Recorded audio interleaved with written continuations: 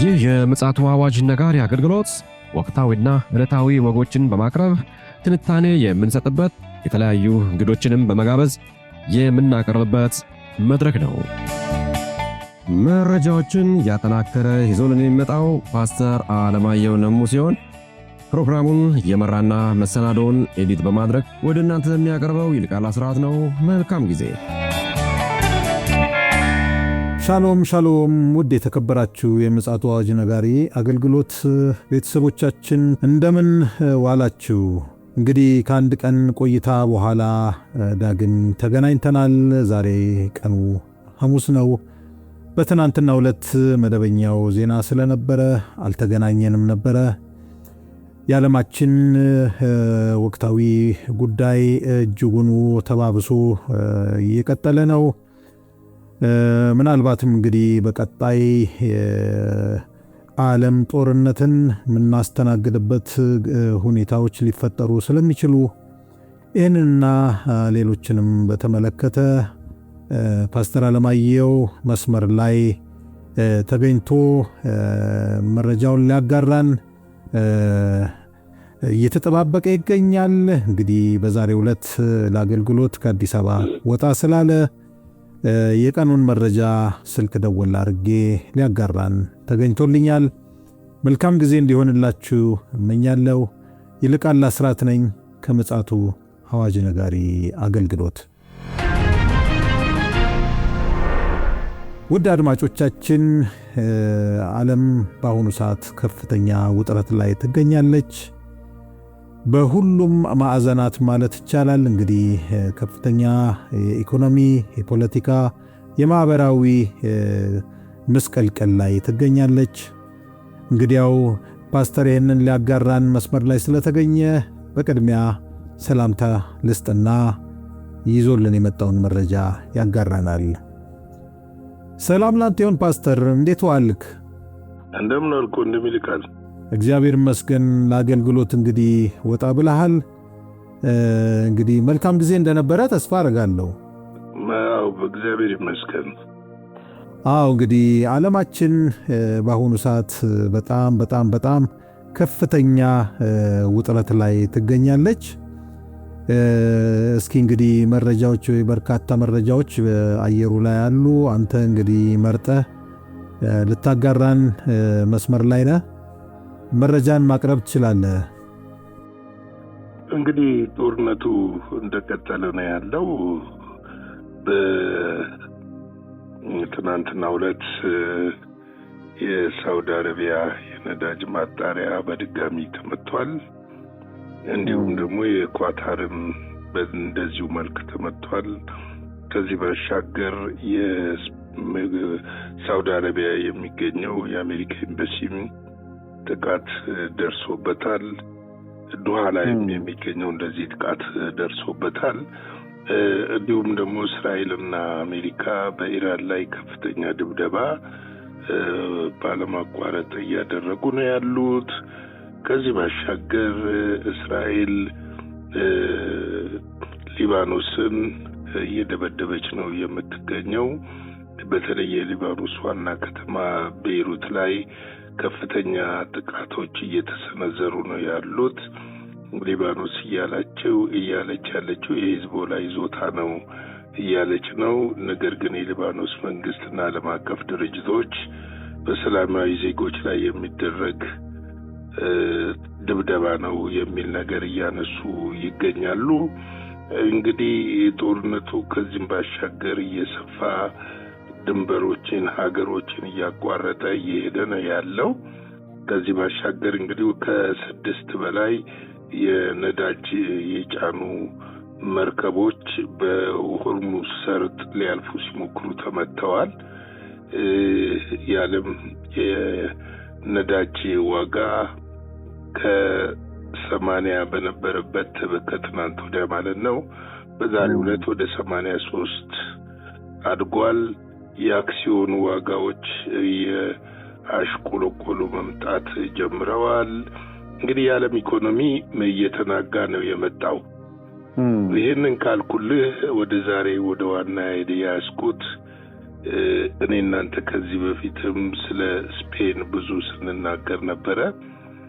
ስፔን የድሮዋ ተርሴስ የምትባለው ይህንን ጦርነት በመቃወም የስፔን ጠቅላይ ሚኒስትር መግለጫ ሰጥተዋል።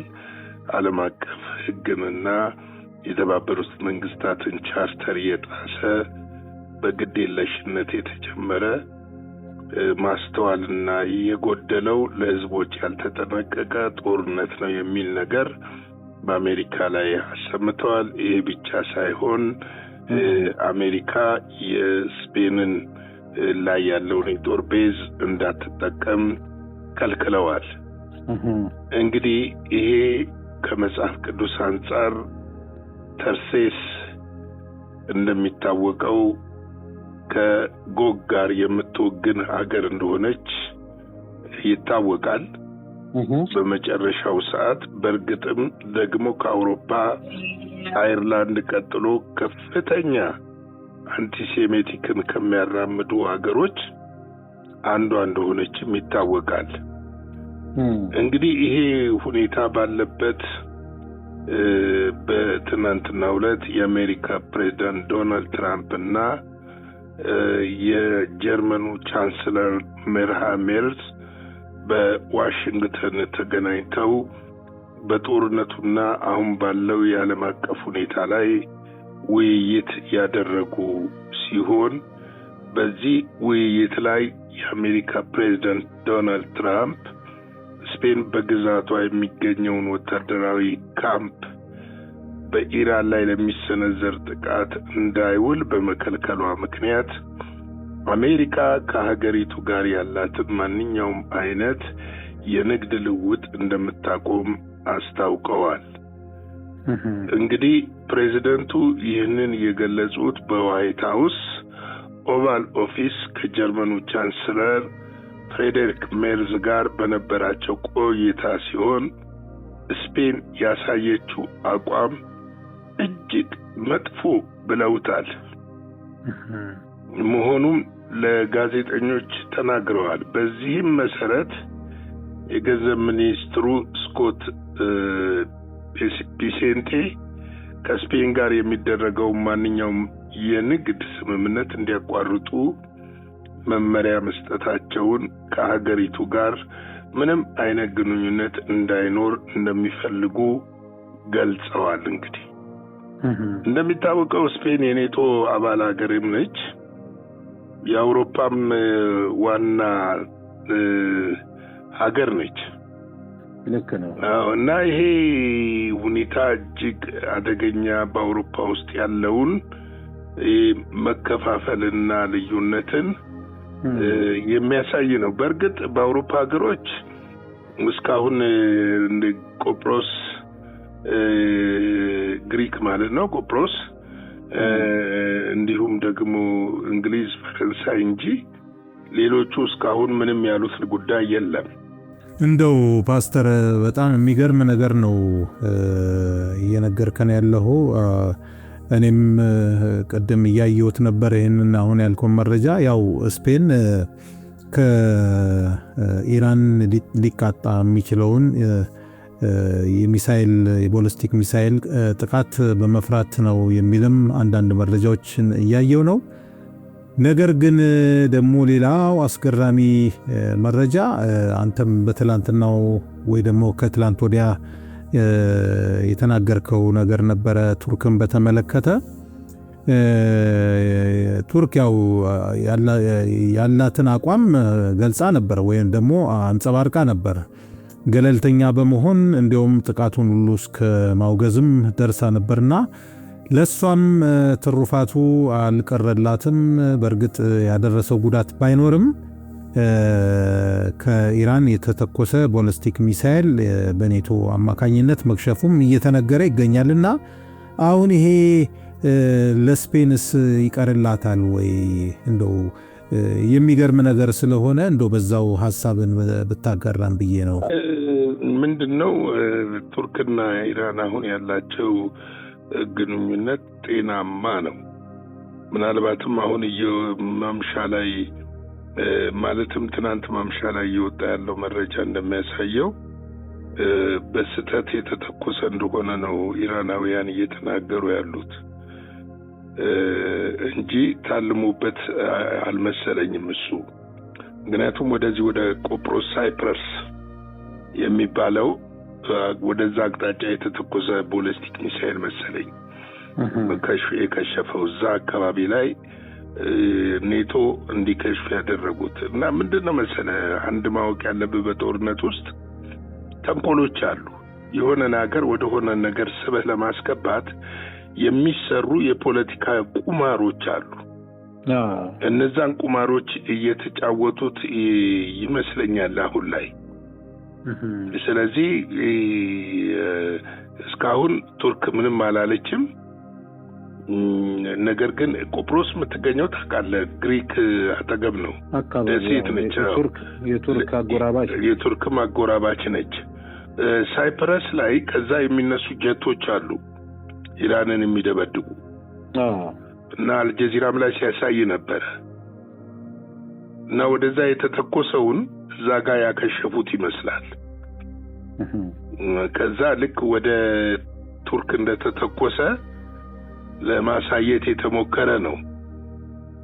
ይሁን እንጂ ይሄ አሁን የጀመርኩልህን ወደዛ ወደ ስፔን እንመለስና ይህ ውሳኔ የተሰማው በደቡብ ስፔን በሚገኙ ሮት አንሞር ወታደራዊ ካምፖች የሰፈሩ የነበሩ የነዳጅ ጫኝ አውሮፕላኖች ጭምር 15 የአሜሪካ ጦር አውሮፕላኖች ስፍራውን ለቀው መውጣታቸው ተከትሎ ነው።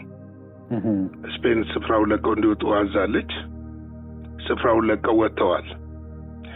የስፔን ሶሻሊስት መንግስት ካምፖች በኢራን ላይ ለሚሰነዘሩ ጥቃቶች እንዳይውሉ መከልከሉ የአውሮፕላኖቹ መውጣት ዋነኛ ምክንያት ሆኗል። ስፔን የውጭ ጉዳይ ሚኒስትሩን ጆሴ አማኑኤል አልባሮስ በበኩላቸው አሜሪካ በኢራን ላይ የከፈተችውን ጥቃት ከሀገሪቱ ጋር ካለችው ስምምነት ውጪ ከመሆኑ ባለፈ የተባበሩት መንግስታት ድርጅት ቻርተርን የማይከተል በመሆኑ ካምፓቸውን ለመጠቀም የቀረበውን ጥያቄ ውድቅ ማድረጋቸውን አስረድተውታል። እንግዲህ ይሄ የምትሰማው ዜና አውሮፓ ውስጥ ያለውን መልክ የሚያሳይ ከመሆኑም ባሻገር መጽሐፍ ቅዱስ ላይ ትርሴስ ከጎግ ጋር እንደምትወግን የሚናገረውን ከዚህ በፊትም በእኛ ሚዲያ ላይ ፓስተር አስፋው ሲያስተምር ሰምተኸዋል ይህን ጉዳይ እና ይህን የሚያመለክት እንደሆነ ሊታወቅ ያስፈልጋል። እንግዲህ በአሁኑ ወቅት በአሜሪካና በስፔን መካከል ያለው ግንኙነት በስደተኞች ጉዳይና ስፔን ለመከላከያ የምታውለውን ወጪ ከጠቅላላ ሀገሪቱ ምርት ጂዲፒ ወደ 5% ከፍ ለማድረግ ፈቃደኛ ባለመሆኗ ምክንያት ከፍ ያለ ውጥረት ውስጥ ይገኛሉ። ይሄ ባለፈው የኔቶ አባል ሀገሮች ከ3% እና ከ2% ወደ 5% እንዲያሳድጉ ተወስኖ ነበር። ስፔን ይህንን ውሳኔ አልተቀበለችም። ልክ ነው።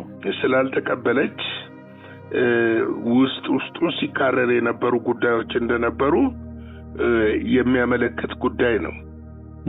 እንግዲህ በጠቅላይ ሚኒስትር ፔድሮ ሳንቾዝ የሚመራው የስፔን መንግስት ከዚህ ቀደም ወደ እስራኤል የጦር መሳሪያ የሚጭኑ መርከቦችን ወደቦች ላይ እንዳያርፉ መከልከላቸውም ይታወሳል።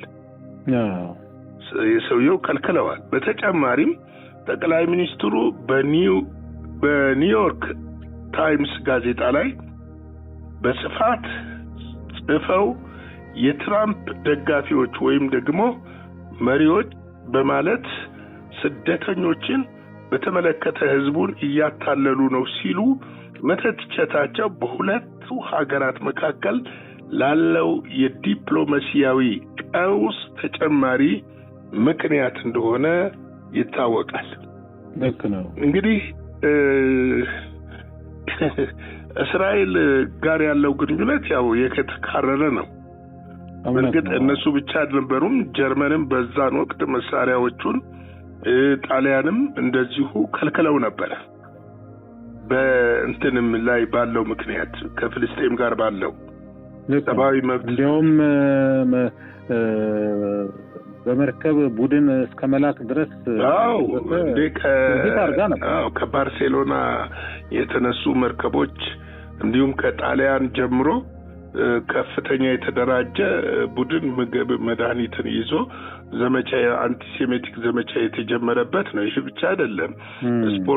በስፖርቱም ዘርፍ ከአውሮፓ ፉትቦል ፌዴሬሽን እና ከማንኛውም የአውሮፓ ውስጥ ካለ እስራኤል እንድትገለል ጥያቄ እንዳቀረቡ ታውቃለህ። እሷና አየርላንድ ናቸው። አየርላንድም አሁን በዚህ ውስጥ የለችበትም። እንደው ምናልባት ፓስተር በተለይ በዚህ በደቡብ አሜሪካ ያሉ ማህበረሰቦች ብዙ ጊዜ የላቲን ወይ ደግሞ የስፓኒሽ ቋንቋን የሚያወሩ ወይ ደግሞ የሚናገሩ ግንኙነታቸው ከሩሲያና ከቻይና እንዲሁም ከኢራን ጋር እንደሆነ ይታወቃልና ይሄ ነገር የመሳሳብ ነገር አለው ወይ? እንደው ከመሬት ተነስታ ስፔን እንደዚህ አይነት እርምጃ ትወስዳለች ተብሎ አይታሰብምና ምን አይነት ሐሳብ አለ? እንደው ግምታዊ ሐሳብ እስካለ እንደ ግምታዊ አይደለም። አሁን ምንድነው መሰለ አንቲሴሜቲክ ሲሆኑ ሀገሮች ብዙ ናቸው። እነዚህ ሀገሮች እስካሁን ወደ ጦርነቱ መግባት አይፈልጉም። አሁን ጀርመን ከፈረንሳይና ከእንግሊዝ ጋር ባላት ሪሌሽንሺፕ እና በተለይም ከአሜሪካ ጋር ካላት ከፍተኛ ኢኮኖሚ ንግድ ከአውሮፓ ጀርመን ነች ከፍተኛውን ንግድ የምታቀርበው። ይሄ ፋርማቲካል ነው የሚባለው የመድኃኒቶችና የሕክምና መሳሪያዎችን ወደ አሜሪካ በስፋት የምታስገባ ሀገር እሷ ነች፣ ጀርመን ነች። ሌላው ደግሞ ጀርመን ገብቷል። ከሩሲያ ጋር ደግሞ የባላንጣነት ነገሮች አሉ ለጊዜውም ቢሆን። ከእንደዚህ አይነት ሁኔታ ኢኮኖሚውንም ለመደገፍና እነዚህን ሁኔታዎች ለማለት ከተደረጉ ነገሮች ነው እና ስለዚህ ከዚህ አንጻር ተነስቶ ነው እንጂ እስራኤልን እንደ ዘር ፍጅት ነው የሚቆጥሩት። አሁን እኮ እንደውም እኛ በዚህ በጦርነቱ መስፋፋት ምክንያት ያልዘገብነው ነገር አለ እንጂ ለምሳሌ የመጀመሪያው የጦርነት ቀን ፍጹም አሜሪካኖች እኛ አላደረግንም እያሉ ነው። እስራኤሎችም ማን አደረገው ነው። ወደ 100 ምናምን ተማሪዎች በትምህርት ቤት እያሉ ተገለዋል። ሴት ተማሪዎች አሁን እንዲህ አይነትን ሰብአዊ መብት ጥሰት እነ ስፔን እና አየርላንድ አይደግፉም። ጦርነት መሆን ያለበት በወታደራዊ ኢላማዎች ላይ ወታደር ከወታደር ጋር መሆን አለበት ብለው ነው የሚያምኑት። ሲቪሊያን ላይ ህፃናት ላይ የሚደርሰውን ጥቃት አይቀበሉም። ይሄንን አሁን ዶናልድ ትራምፕ ራሱ እንግዲህ መቼ እንደሆነ ባላቀም ለፓርላማው ኮንግረሱ ጥሪ አድርጎላቸዋል ምላሽ እንዲሰጡ። ይህን በተመለከተ ለምሳሌ አሁን የተነሱ ጥያቄዎችን ባሳይህ እንደው ወደፊት እሳቸውም እዛ ቀርበው ምላሽ ሲሰጡ እናያለን። የተነሱ ጥያቄዎች አሉ። አንደኛ ጦርነቱን ለምን ተጀመረ? በአሜሪካ ጥቅም ላይ ያመጣው ወይም ደግሞ አሜሪካ ላይ የተደረሰ ጥቃት አለ ወይ? የተፈጸመ ነገር አለ ወይ? የለም ነው። አሁን ላይ ኢራን ኒኩለር አላት ብላችሁ ትገምታላችሁ? የለም ነው። ልሰራ ነው ገና። እና እነዚህ እንትኖች አሁን ውስጥ ላይ ዲሞክራቶች ቅድምም በሲኤንኤም ቢቢሲም አልጀዚራም ላይ የተተነተነ ነበረ። ከፍተኛ አጣብቂኝ ውስጥ ፕሬዚዳንት ዶናልድ ትራምፕን ከቷቸዋል። እሳቸው እንደውም ከጦርነቱ በአጭር ጊዜ ውስጥ መውጣት ይፈልጋሉ። ምክንያቱም ሌላ ሰብአዊ ቀውስ ሳያደርስ ከአረቡ ዓለም ደግሞ ከፍተኛ ግፊት እየተደረገባቸው ነው። ከባህሪያቸውም የተነሳ ያው ስልቹም ስለሆኑ ወዲያው ይወሰናሉ የሚል ግምትም አለ። አዎ እሱ ብቻ ሳይሆን መጀመሪያም የነበረው ጦርነቱ እንዳይጀመር ግፊት የነበረው ነገር ምንድነው? አከራካሪ ነገሮች ነበሩ። ጦርነቱ ከተጀመረ ረጅም ጊዜ ይወስዳል የሚሉ ባለስልጣኖች ነበሩ። በአጭር ጊዜ ይጠናቀቃል የሚሉ ባለስልጣኖች ነበሩ። አሁን ካለው የጦርነቱ ይዘትና አያያዝ ስትመለከት ደግሞ ጦርነቱ እየሰፋ መምጣቱ ብቻ ሳይሆን ረጅም ጊዜ እንደሚወስድ ምልክት እያሳየ ነው። ለምሳሌ ለድርድር ኢራኖች በፍጹም አንቀመጥም እያሉ ነው። ስለዚህ የማይቀመጡ ከሆነ አሁን እነ ራሽያም እነ ቻይናም አርፈው አይቀመጡም። ባይዋጉም መሳሪያ ሊያቀብሉ ይችላሉ። እና ጦርነቱ እየሰፋ እንዳይሄድ እየተፈራው እሱ ነው። እየሰፋ በሄደ ቁጥር የአሜሪካንን ኢኮኖሚ በከፍተኛ ሁኔታ ይጎዳል። የዓለምን ኢኮኖሚ ያንኮታኩታል። የአሜሪካ በመካከለኛው ምስራቅ ያላትን ጥቅም ወደፊት ታጣለች የሚሉ የሰፉ ትንታኔዎች አሉ ለማለት ነው። እንግዲህ ያው የዘመኑ ፍጻሜ እየቀረበ ሲመጣ ነገሮች ሲያልቁ እንደዚህ አይነት ክስተቶች መከሰታቸው አይቀሬ ስለሆነ ቤተክርስቲያን ቅዱሳን ወገኖች መጸለይና በእግዚአብሔር ፊት ራሳችንን ይዘን መቅረብ ነው። ጦርነት ምክንያቱም አሁን ያለው የኢኮኖሚ ክራይሲስ የነዳጅ ውድነት እየጨመረ እየሄደ ከመጣ እኛንም አፌክት ያደርጋልና መጸለይ አለብን። በእግዚአብሔር ፊት መውደቅ አለብን። እግዚአብሔር የምህረትም የቸርነትም የይቅርታም አምላክ ነውና በዚህ መልክ መቃኘት አለበት ብዬ እላለሁ። ሌላው ሰውሮም ሸሽጎም ማሳለፍ የሚችል አምላክ ነው። በመከራ ጊዜ የሚሸሽግ አምላክና አባት ስላለን ፊታችንን ወደሱ ማዞር አለብን ብዬ እላለሁ። ጌታ ጸጋ ሰላም ከሁላችን ጋር ይሁን። ስለዚህ ቀን ምሽት ሌላ ርዕስ ላይ ደግሞ እንገናኛለን። ሻሎም። እግዚአብሔር አብስቶ ይባርክ ፓስተር። እውነት ነው እንግዲህ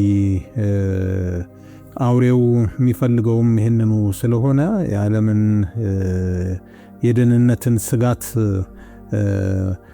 መፍጠር ነውና በተለይ የዚህ ኢኮኖሚው ጉዳይ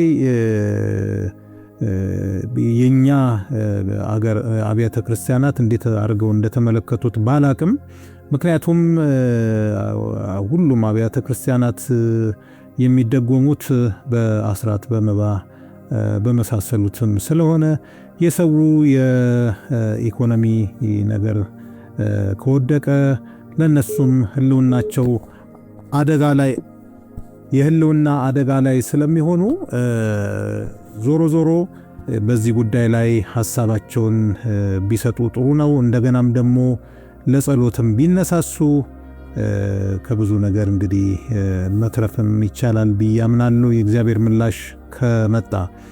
ስለዚህ ውድ አድማጮቻችን እንግዲህ ለዛሬ ቀን ሐሙስ ይዘን የመጣነው መረጃ ይህንን ይመስላል።